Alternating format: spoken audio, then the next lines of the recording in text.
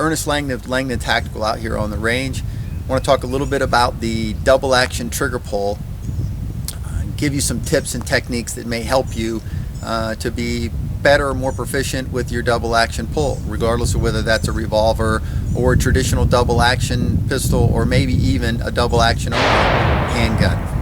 I have my Beretta here that I'm going to use as a demonstration tool. One of the things that I find people tend to do is make two very common mistakes with the double action trigger pull. Now, the first one is they place their finger on the trigger, they get the sights all lined up, and then they try to make the gun go off all at once like it was a single action trigger pull, and they try to pull through that double action pull all in one motion very quickly with almost a flinch-like type response.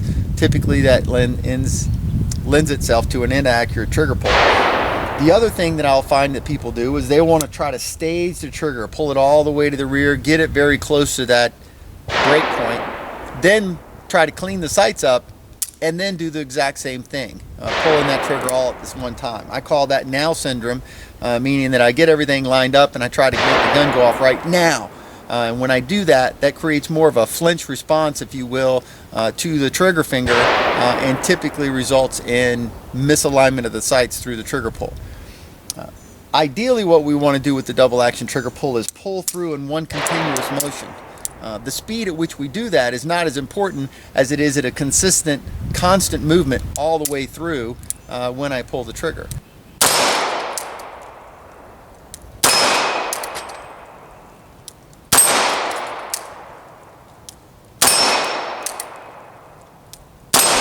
The other thing tidbit I want to show out there is a lot of people have a tendency to try to place their trigger finger on the gun like they would a single action gun. And if you go back and you look at the way people train to shoot double action revolvers prior to the semi-auto getting into law enforcement, look at some of the old videotapes that are out there from Air Force, FBI, and so forth. They get into the details of trigger finger placement. And what they'll often say is to aggressively get the finger and the trigger all the way to the first joint.